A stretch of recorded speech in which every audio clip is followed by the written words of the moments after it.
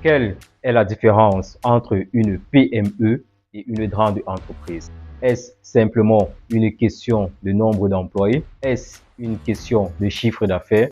Et surtout, à partir de quel moment une petite entreprise devient-elle une grande entreprise? Entrepreneurs, innovateurs et bâtisseurs, j'espère que vous allez bien, ainsi que votre business. Tu m'as reconnu, c'est ZoneTap Winner, connu sous le nom d'NTF Winner, développeur web, infopreneur et consultant en marketing. Commençons par le plus important. Quand on parle de PME, beaucoup de personnes pensent immédiatement à une entreprise qui est simplement petite. Mais ce n'est pas exactement cela.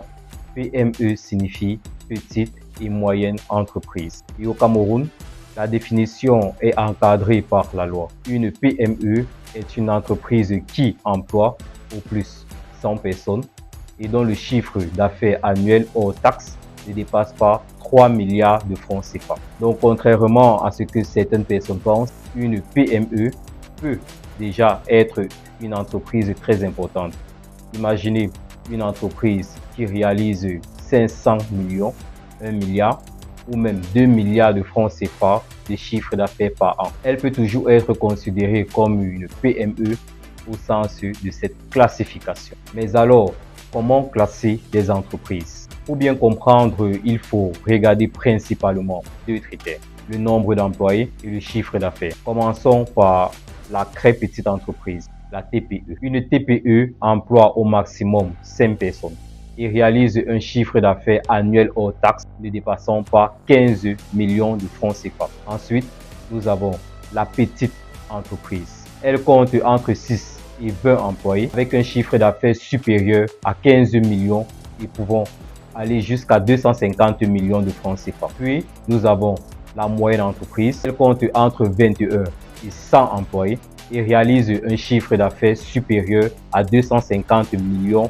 et pouvant atteindre 3 milliards de francs CFA. Et au-delà de cette catégorie, on entre dans la catégorie des grandes entreprises, selon les seuils prévus pour la classification. Mais attention à une seule chose, c'est ici que beaucoup d'entrepreneurs se trompent. Le nombre d'employés seul ne suffit pas pour comprendre la taille économique d'une entreprise. Prenons un exemple. Une entreprise peut avoir seulement 10 employés et réalise 200 millions de francs CFA de chiffre d'affaires. Une autre peut avoir 30 employés et réalise 100 millions. Est-ce que cela signifie automatiquement que la deuxième est plus importante que la première? Pas forcément. Parce qu'une entreprise ne se mesure pas uniquement à son nombre d'employés. Il faut également regarder son chiffre d'affaires, son activité, son organisation, sa capacité de production, ses marchés, ses investissements, sa structure financière. Donc beaucoup plus complexe qu'un simple « j'ai 20 employés ».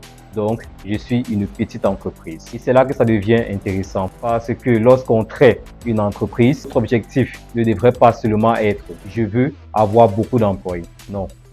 L'objectif devrait être de construire une entreprise performante, rentable et capable de grandir. Vous pouvez commencer seul, puis travailler avec 2 personnes, ensuite 5 personnes, puis 10. Mais pendant cette croissance, votre organisation doit également évoluer.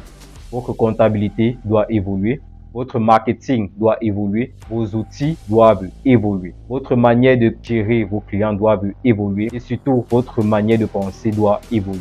Parce qu'on ne gère pas une entreprise de 2 personnes comme on gère une entreprise de 50 personnes.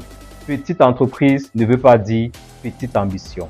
Et j'insiste particulièrement sur ce point. Si aujourd'hui vous êtes entrepreneur et que vous travaillez seul ou avec 2 personnes, ne complexez pas. Vous êtes peut-être simplement au début de votre parcours. De nombreuses entreprises commencent avec très peu de moyens. Le véritable problème n'est pas d'être petit. Le véritable problème, c'est de rester petit dans son organisation alors que son activité est en train de grandir. Si votre entreprise commence à avoir beaucoup de clients, beaucoup de commandes et beaucoup de transactions, mais que vous continuez à tout gérer sur WhatsApp dans un cahier ou dans votre tête, vous risquez rapidement de perdre le contrôle. Alors, qu'est-ce qui différencie réellement une entreprise qui grandit? Pour moi, il y a plusieurs éléments essentiels. Premièrement, l'organisation. Une entreprise qui grandit doit mettre en place des procédures. Deuxièmement, la technologie. Aujourd'hui, les outils numériques permettent de gérer les clients, les stocks, les paiements, les factures et même la communication. Troisièmement, le marketing. Parce que avoir un excellent produit ne suffit pas. Il faut savoir se faire connaître, attirer les bons clients et surtout les fidéliser. Quatrièmement, la gestion financière. Faire beaucoup de ventes ne signifie pas automatiquement gagner beaucoup d'argent. Il faut connaître ses charges, ses marges, sa trésorerie et sa rentabilité. Et enfin, la vision. Une entreprise qui veut grandir doit savoir où elle veut aller. Alors, en conclusion, si quelqu'un vous demande quelle est la différence entre une PME et une grande entreprise, ne répondez pas simplement c'est le nombre d'employés. La réalité est beaucoup plus large. Au Cameroun, la classification officielle prend notamment en compte l'effectif et le chiffre d'affaires. Mais derrière les chiffres, il y a surtout une réalité. Une entreprise qui grandit doit apprendre à se structurer. Et si vous êtes aujourd'hui une TPE ou alors une petite entreprise, ne vous demandez pas seulement comment vendre plus, demandez-vous aussi comment dois-je organiser mon entreprise pour pouvoir gérer cette croissance. Parce qu'une entreprise peut y avoir beaucoup de clients, mais si elle n'est pas organisée, sa croissance peut devenir son propre problème.